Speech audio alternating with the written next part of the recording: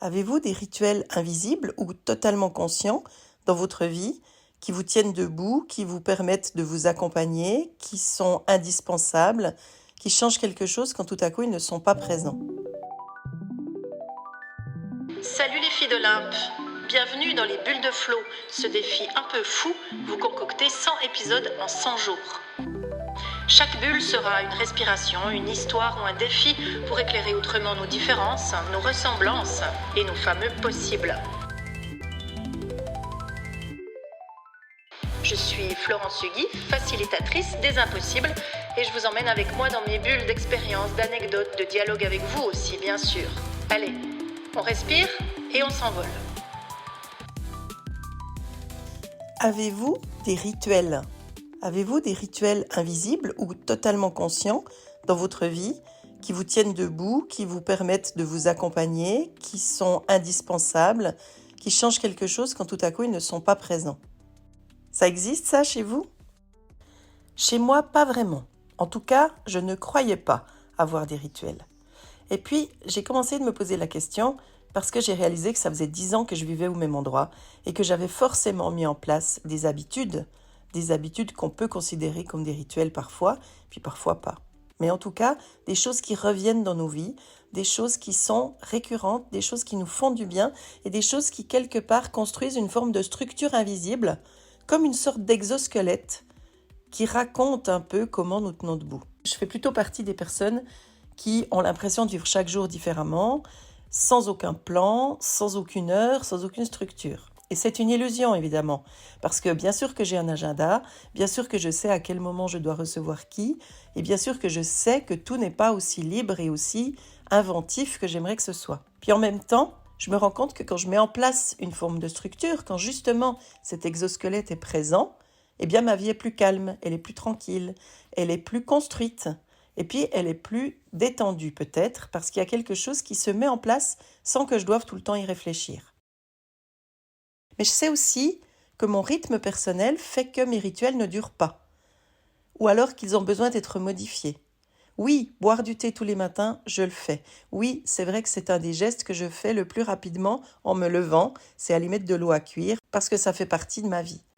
Mais je sais aussi que le thé ne sera pas tous les matins le même, il ne sera pas servi dans la même tasse, il ne sera pas emporté dans la même gourde. Tout ça, ça va varier. Il y a plein de choses qui doivent changer.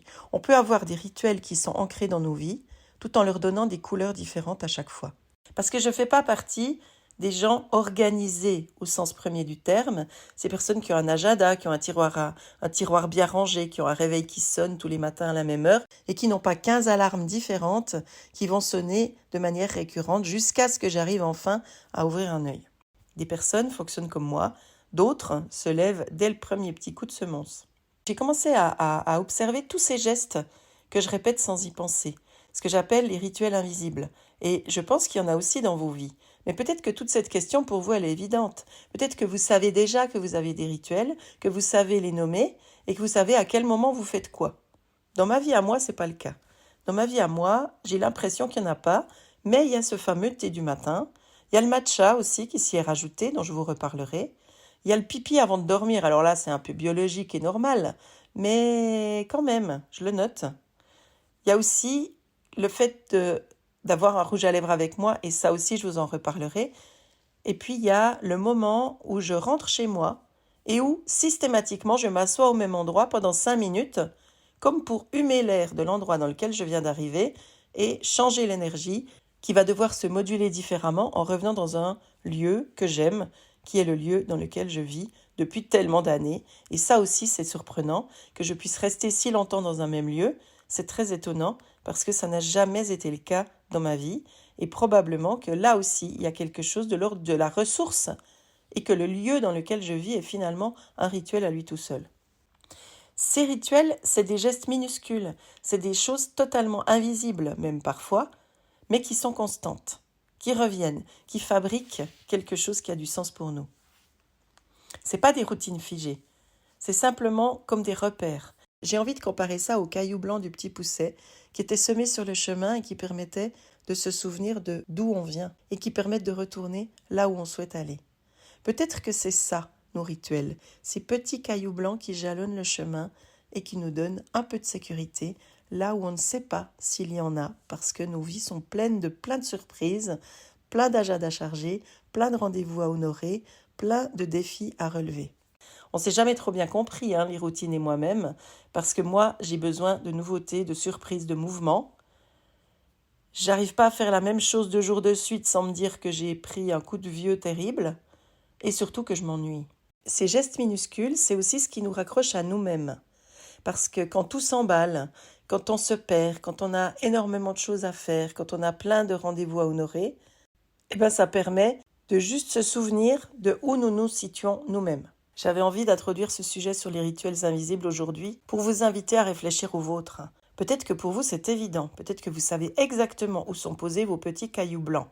Et peut-être que non, peut-être que le sujet vous l'avez toujours refusé, comme je l'ai fait pendant très longtemps. Ou alors peut-être que vous n'en avez pas conscience, mais que finalement, il y a des petits rituels, des grands rituels, des moments clés dans votre journée qui font sens et qui vous permettent d'avancer. Je vous propose d'y réfléchir, juste voir ce qui émerge, parce que nous reviendrons sur ce sujet. Je ne vais pas encore vous dire combien d'épisodes je vais vous proposer sur ce thème. J'aimerais pouvoir le décliner sur quelques bulles, parce que je crois qu'il n'est pas inintéressant d'aller à la rencontre de nos jalons et de prendre un peu de temps pour les débusquer, les coquins. Je vous donne rendez-vous demain pour la prochaine bulle.